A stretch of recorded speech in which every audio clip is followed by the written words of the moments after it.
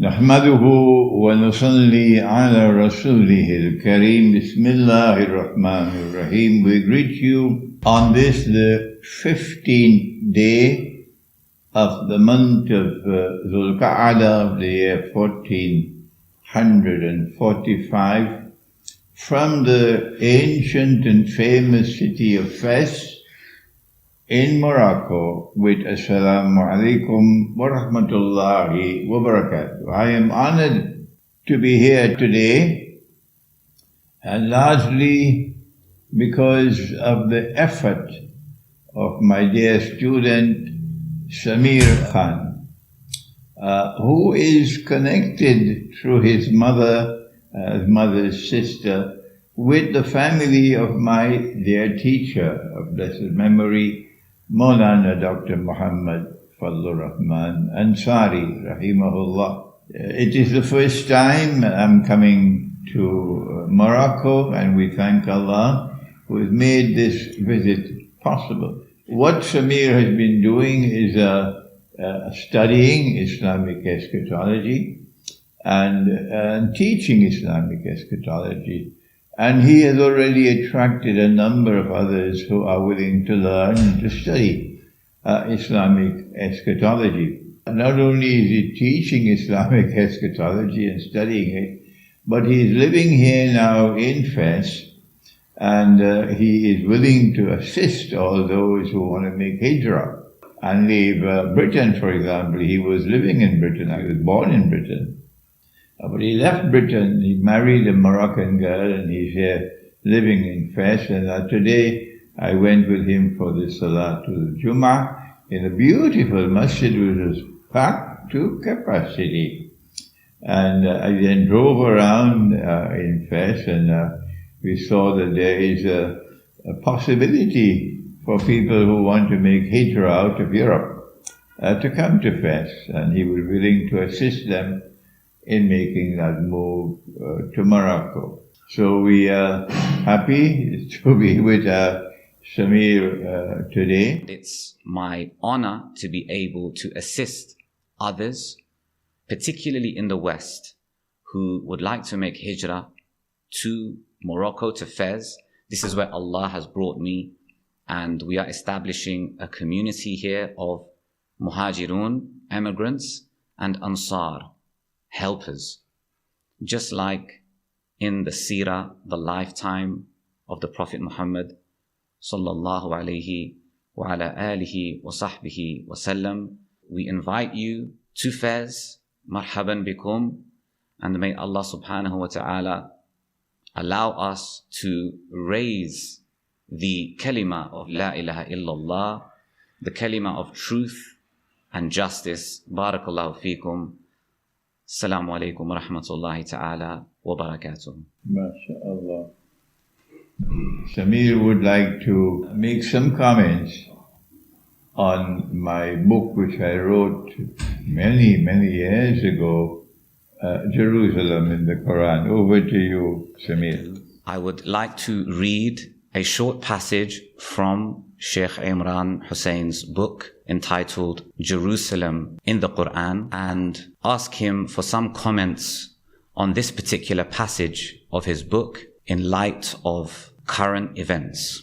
When the Jews rejected Jesus alayhi salam as the Messiah and subsequently boasted that they had killed him, they remained convinced that the advent of the promised Messiah, and with him the return of the golden age of Judaism, was still to come. They believed that the return of that golden age required, among other things, the following: that the Holy Land would be liberated from the control of Gentiles, that the Jews would return to the Holy Land from their exile in order to reclaim it, that the state of Israel would be restored, that the temple or masjid would be restored for the Jewish worship of the God of Abraham, that Israel would eventually become the ruling state in the world in a manner similar to that achieved in the age of David alayhi salam, and Solomon alayhi salam, that a Jewish king who would be the Messiah would rule the world from the throne of David alayhi salam, i.e. from Jerusalem as the ruler of Israel, and finally that his rule would be eternal. Your comments, Sheikh. Barakallah feek. Bismillahir Rahmanir Rahim. The Jewish people were formerly known as Banu Israel. And at that time when they were known as Banu Israel, Allah gave a promise to them. This promise was delivered to them after the holy state of Israel had been established by Nabi Dawood and Nabi Sulaiman alayhim salam. And after that state had collapsed upon the death of Nabi Sulaiman alayhi salam, and after it had been attacked and destroyed by a Babylonian army, and the Israelite people had been enslaved and taken into exile in Babylon. All of this is Jewish history, but also it is covered in the Quran. It was at that time when they were in Babylon that Allah subhanahu wa ta'ala delivered a promise to them through His prophets, that He was going to send someone who would be known as the Messiah, and that he would be their prophet, and that he would restore the golden age when the holy state of Israel was established in the Holy Land, and it had become the ruling state in the world, and they, the Israelite people, will once again rule the world. This was the promise which was delivered to them about the advent of the Messiah. And we know that Allah allowed him to return to the Holy Land after some time in exile in Babylon. And we know that the temple was rebuilt, but the Holy Land remained under Roman rule. And we know that Allah did send the Messiah to them, but He tested them. Some of them passed the test, and they accepted Nabi Isa alayhi salam, Jesus, the son of the Virgin Mary, as the Messiah. But others failed the test because they said, وَنَعُوذُ بِاللَّهِ مِنْ هَذَا, he's a bastard, because his mother was not married. Allah tested them and they failed the test. Nabi Isa alayhi salam, when he became an adult, he said, I am the Messiah. But they rejected him.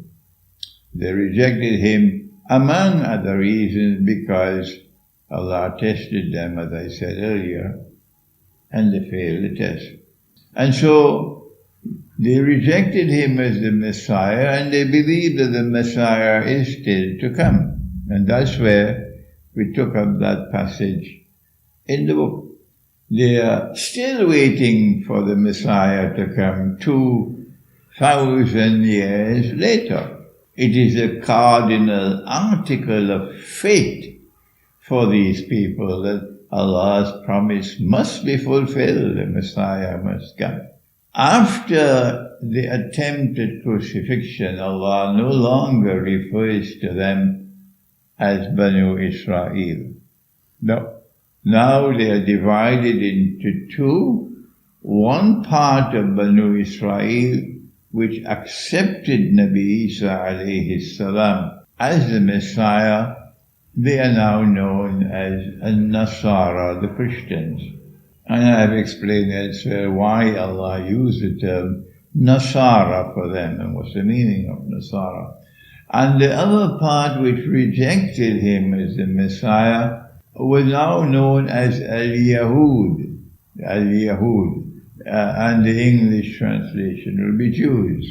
And these two combined, who are all formerly Banu Israel, are now called Ahlul Kitab. So they are waiting for the Messiah to come. And 2,000 years have passed and they're still waiting. But the Quran affirms that the Messiah came and the Messiah left. And there is ample evidence from the Quran that the Messiah will return. But they don't accept that he was the Messiah. There are only two people on the face of the earth who accept Nabi Isa alayhi salam as the Messiah. Only two. They are those Israelites who followed him and accepted him as Messiah, and are today known as Nasara or Christians.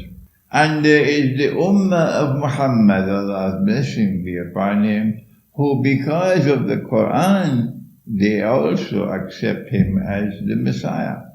Both the Quran and the Christian community, both of them have this belief that before the Messiah returns, Allah is going to send someone whom Allah has created.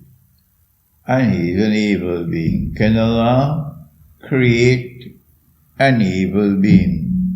The Quran says, أعوذ بالله من الشيطان الرجيم قل أعوذ برب الفلق من شر ما خلق.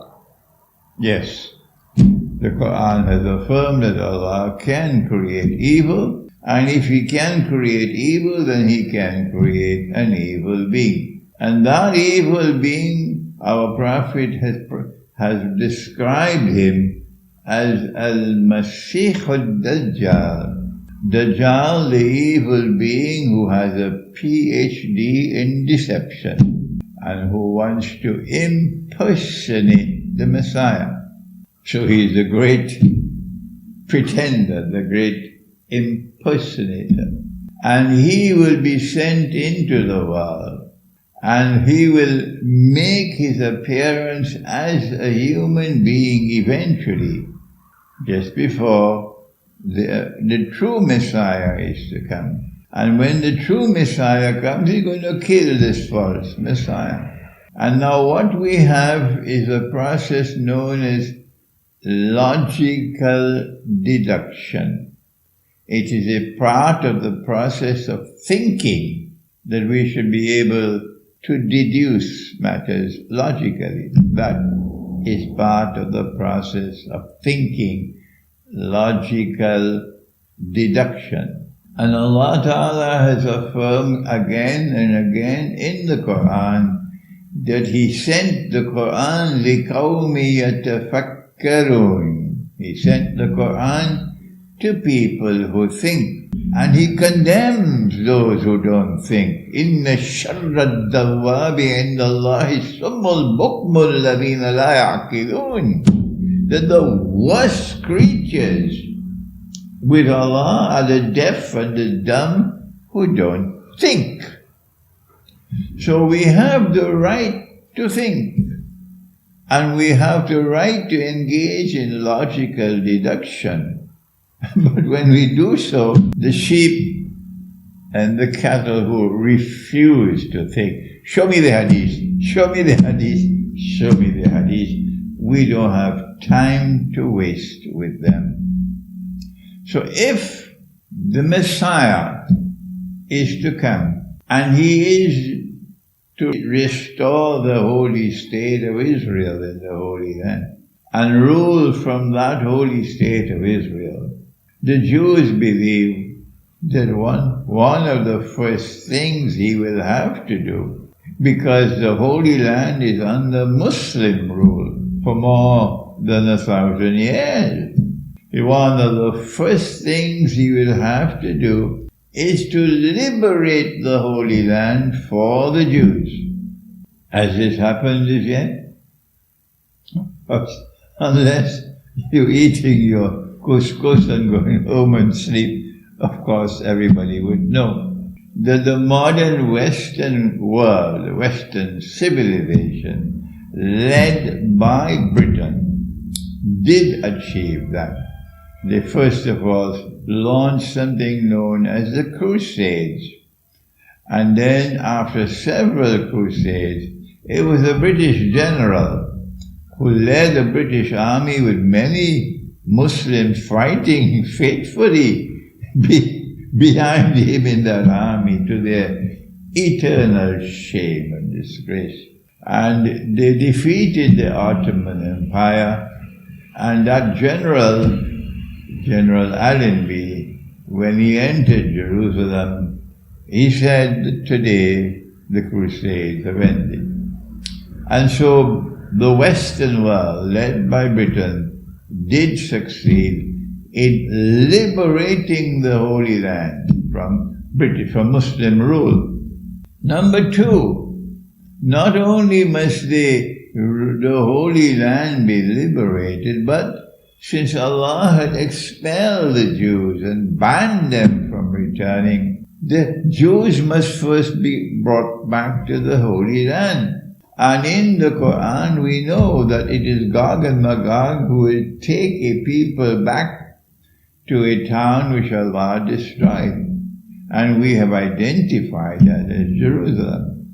So when the Western world liberated the Holy Land in 1917, they then spent the period from 1917 to 1948 of 30 years, and they brought Jews back to the Holy Land. But the Jews who were brought back to the Holy Land were not Banu Israel. They had no genetic links at all with the Israelite people. These were European peoples who had converted to Judaism. So European Jews, not Banu Israel. But since the Quran no longer uses the term Banu Israel, the implication is that you can be a Jew and not be an Israelite. You can be a Christian and not be an Israelite. That is why the Quran no longer uses the term Banu Israel. So the Jews are brought back to the Holy Land and they reclaim it as their own. But that's not enough. They have to restore a holy state of Israel in the Holy Land. And in 1948, that's what they did. And a state of Israel was established. And it was a secular state, but they said this is Holy Israel. But not only that, they need to establish Holy Israel and make it a ruling state in the world. And we have mentioned in the Quran, in Surah Al-Mursalat, the shadow with three parts. We have identified it with Pax Britannica, Pax Americana. And we are now located at a moment in time when Pax Americana must make way for Pax Judaica. That's why Israel is flexing her muscles at this time, so that Israel can replace the United States as the next ruling state in the world. And when Israel claims to be the next ruling state in the world, which is after the Great War, it is only at that time that the shadow will disappear, and we have interpreted the shadow to be Dajjal, the false Messiah. And then he will make his appearance in human form. And from Jerusalem, he will declare, Ana al-Masih. And all the Jews who lack the capacity to see with the internal eye, basar, they will be deceived and they will accept him as the Messiah. It was at that time, after he has completed his mission, that Allah will then send, number one, the Imam al-Mahdi, alayhi salam, and then after that, Nabi Isa alayhi salam will return, and he will then kill Dajjal. And after he kills Dajjal, then Gog and Magog will be destroyed by Allah himself in Jerusalem. And then the Muslim army will then liberate the Holy Land.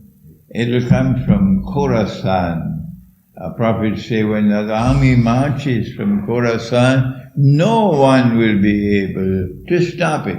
After the Muslim army liberates Jerusalem, the Holy Land, the Jews will be fleeing. Today they are arrogant, ruling and oppressing the Muslims, fighting them, starving them to death, denying them food, denying them water, denying them the capacity to even live in their land, destroying the land where they're living in Gaza. It is awesome oppression. But at that time, when the Muslim army is liberating the Holy Land, Allah's Messenger said, they'll be hiding behind rocks and stones, and the rocks and stones will speak and say, oh Muslim, there's a Jew hiding behind me. Come and kill him. Not all Jews. Not a Jew who is denouncing Israeli oppression, as there are Jews in the world. We're talking about the Jews who are oppressors. At that time, when the Holy Land is liberated, then we would already have a Khilafah state in Mecca, because Imam al-Mahdi will be leading us. And there will now be another Khilafah state in Jerusalem, because Nabi Isa alayhi salam is not sent to the Ummah of Muhammad alayhi salatu wasalam. Be careful, be careful, be careful to remove this brainwashing which has taken grip of the Muslim mind. It is Allah who decides, not you. And Allah has decided that Nabi Isa alayhi salam was to be sent to one people. Ya Bani Israel, inni Rasulullahi ilaykum. This is the Quran declaring that Jesus is sent to the Israelite people. Jesus, Nabi Isa, is not sent to all of mankind. He's not sent to the Ummah of Muhammad alayhi salatu. So if he is to rule the world from Jerusalem, and our Prophet confirmed it, he said that when he returns, he would be Hakimul Adil, Hakim from Hukuma, a ruler, and he would rule with justice. So that state over which he rules has to be the ruling state in the world. And he would be the head of state of that ruling state in the world. And that cannot be the Khilafah state in Mecca. So there are going to be two Khilafah states. One in Mecca, which is led by Imam al-Mahdi, and another one which is the ruling state in the world. That one will be in Jerusalem, which is led by Nabi Isa alayhi salam, and that is how history will end. So what's the first question? The first is what is the view of the Sheikh on what's happening in Gaza, and what will happen? Allahu Akbar.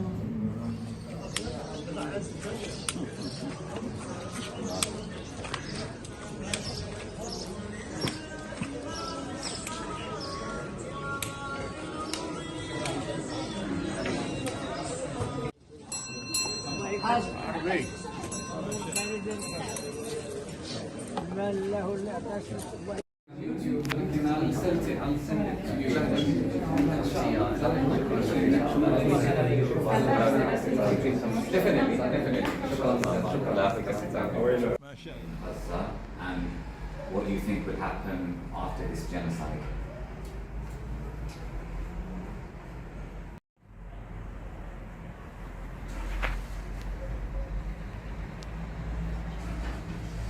Allah.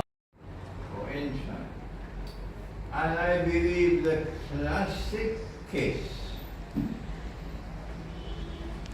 of how difficult this is. Yesterday, Abdullah. Al-Rijalu. Yes. قوامون على النساء بما فضل الله بعضهم على بعض وبما أنفقوا من أموالهم.